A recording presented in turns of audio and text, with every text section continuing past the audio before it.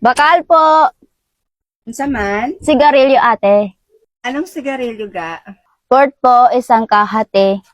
Alam mo, yung tatay mo, puro na lang paninigarilyo yung inaatupag. Kung ako dyan sa tatay mo, inipon niya na lang yung mga pinangbibili niya ng sigarilyo. Eh di sana, nakabili na kayo ng sasakyan. Te, naninigarilyo ba yung tatay mo? Eh hindi, hindi tulad dyan sa tatay mo. Puro paninigarilyo lang yung alam. Eh, may sasakyan ba kayo? Wala. Eh, yun naman pala eh. Tapos pag nasabihan mo ko ng ganyan. Kilamerang tindir. Naaalala nyo ba yung video to? 1, 2, 3, 4. Ang baby ni mama, ni mama, ni mama. Ang baby ni mama, ni ni mama.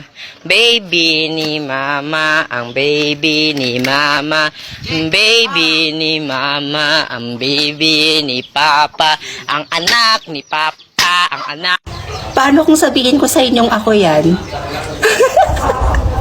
Maniniwala ba kayo? Siyempre, kamukhang-kamukha ko yung nasa video eh.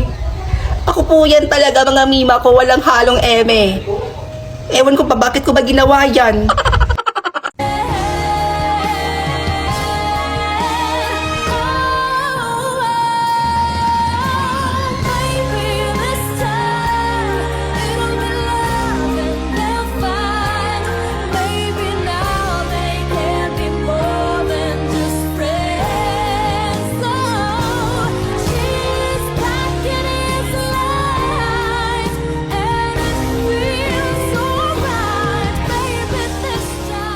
Dapat lang malaman mo, kahit di kita mahingi dyan sa boyfriend mo, konting oras nung matawag ka sa number ko. Alam kung di ka mapakali, di ka mapakali, na di ako katabi mo dyan ngayong Panatang Makabayan, iniibig ko yung isa dyan. aaminin ko pa,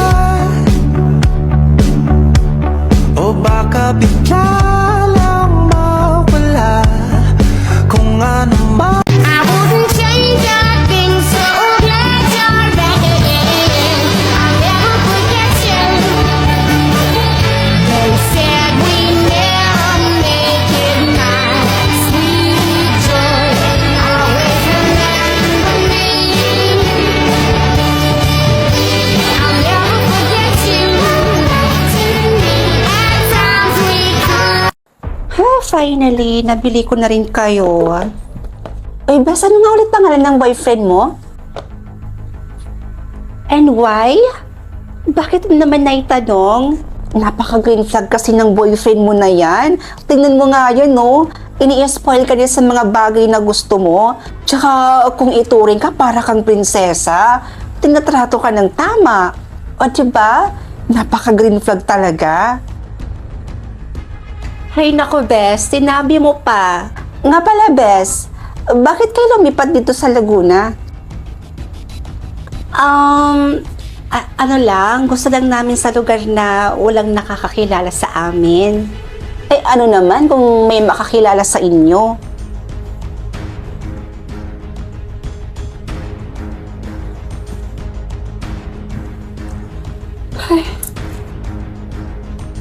Ay, taray.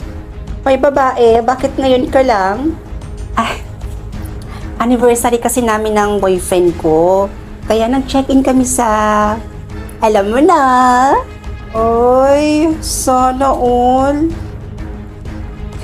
Uy, siya nga pala, Bes. May dumating dito kanina na sulat. Galing daw kay... Wait, eto. Para daw kay Ben Villanueva? Oh. Sino yan? Kapatid mo ba?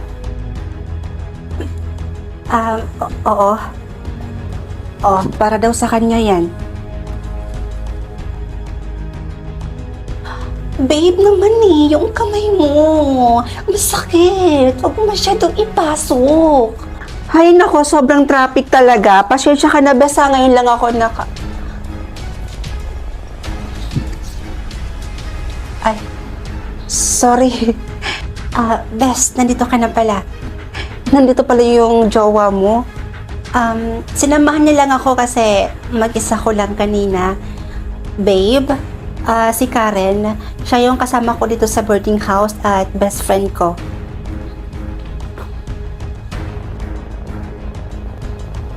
Sigurado ka? Hindi ka na dito kakain? May dala akong ulam.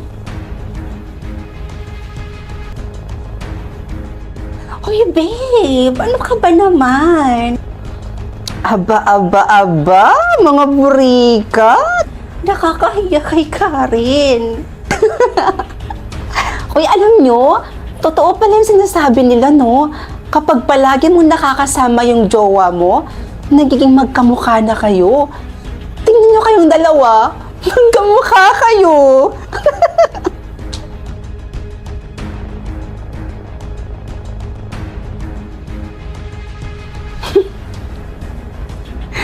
Sige. Ingat ka, ha?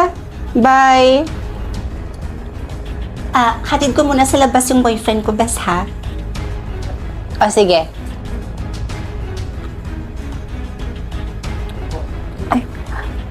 Yung ID mo na iwan. Teka, ano?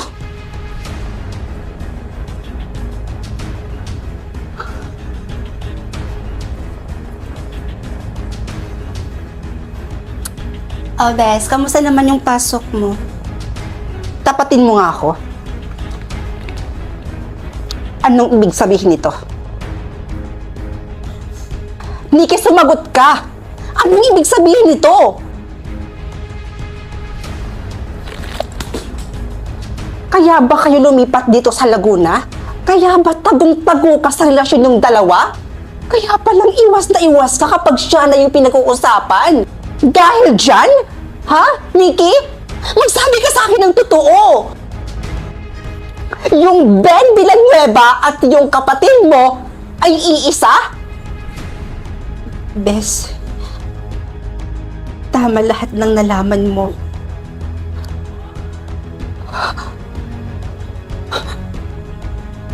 Bes, please. Nagmamakawa ko sa'yo. Huwag mo kaming susumbong. Maniwala ka sa akin. Sinubukan talaga naming pigilan.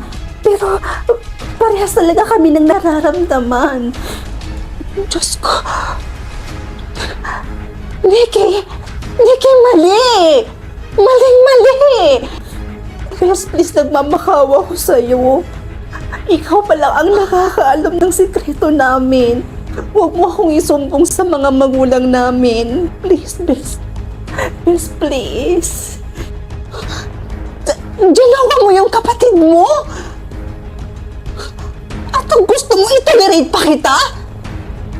Diyos ko naman, Nikki! Kaya naman palang magkamukha kayo. Kasi kapatid mo yun. Kakatiri ka? Nakakadiri kayo! Itigil nyo yan, ha? Dahil kung hindi, ako mismo magsusumbong sa mga magulang nyo. Bes! Hindi.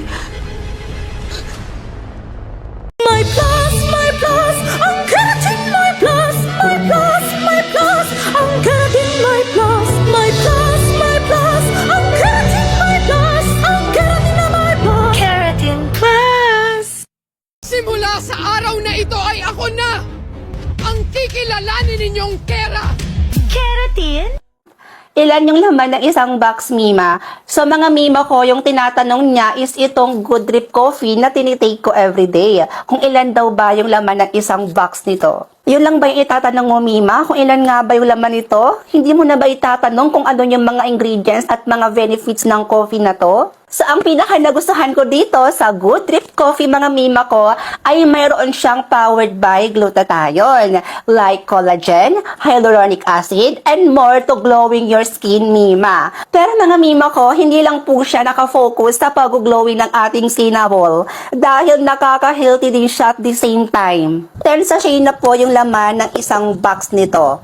Pero yung sa akin, pang 5 order ko na to, pero 5 na rin yung natira. Grabe. Hindi talaga tinipid, mga Mima ko. Grabe naman. Ang kapal, ang dami. Sulit na talaga. And mga mima ko, masasabi ko talaga sa inyo na sobrang sarap ng coffee na to. Promise. Dahil, ay, mima, parang talaga kayong umiinom ng chocolate. Kasi ba naman, mima, yung flavor dito is macchiato. Kaya wag ka lang magpatumpik-tumpik dyan, mima. Nandito na yan sa yellow basket ko. Mag-check out ka na. Go! So ayun, magbabasa na naman tayo ng commentable. So ang commentable natin for today's video is, malagkit po ba sa skin? Pinakaayaw ko kasi sa lotion yung malagkit. Ate, same na same pala tayo dahil ako ayaw na ayaw ko din talaga sa lotion na malagkit tawolabol. So ang concern dito ni Miss KB na lotion na tinutukoy niya is itong ating Asian body lotion. Kung malagkit nga daw ba siya? So ang sagot ko dyan, Mima Curls, is hindi po siya malagkit. Proven and tested ko na po yan dahil ilang months na akong gumagamit ng Asian body lotion, ate. Alam ko na talaga na hindi siya malagkit kasi kung malagkit siya, edi sana hindi ko na siya pinopromote sa inyo. Kasi alam nyo ako, yung binibenta ko or yung binibenta level ko dito sa TikTok is tinatry ko muna. And alam ko naman sa mga iba dito, sa mga solid supporters ko dito, na napapanood nyo kung lagi kong ginagawa ng video to. Kasi nga, nasubukan ko na. Alangan namang ipopromote ko sa inyo tapos hindi ko naman pala nasubukan. And mga mima ko, itong Asian body lotion natin is pwede nyo din siyang gawing sunscreen na bolabol. Dahil meron po siyang SPF 30. Ayan o. Tilan nyo. Ayan. So, ibig sabihin, pwede nyo po talaga siyang gawing sunscreen. So, huwag kayong mag-aalala kasi safe na safe siya. So, paano ko siya nasabing safe? Dahil FDA approved din po ang ating Asian body lotion. So, ayun, safe na safe siyang gamitin. Kaya ako talagang nabudo talaga ako dito kasi, grabe, nakailang bote na ako. Ito pa.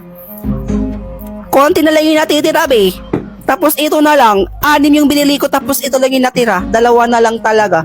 So, paano ko nga ba ginagamit tong Asian body lotion? Ay, naku ate, all-in-one ng ating Asian body lotion, kaya all-in-one ko din siyang ginagamit. Ginagamit ko siya sa buong katawan na ball ko at ginagamit ko din siya at the same time sa aking face. And mga Mima Curls, itong ating Asian body lotion, ay naku, makaka-relate ka talaga dito. Dahil itong ating Asian body lotion ay safe at pwedeng-pwede siya sa mga taong sensitive ang skin katulad ko. Hindi sensitive yung skin mo? Pwede wow! Sana all perfect. Ay, pwedeng-pwede siya sa mga ating sensitive skin. Bakit? Dahil lang naman ito sa mga ingredients niyang rosehip oil at alpha-arbutin na tumutulong mapag-glowing at maging healthy ang ating skin. At ito pa, Mima, mild lang din yung scent ng lotion na to. Kaya kung ako sa'yo, huwag ka na magdalawang isip na bumili. Nandito lang yan sa yellow basket ko, Mag-check out ka na. Go! Lah, demanding.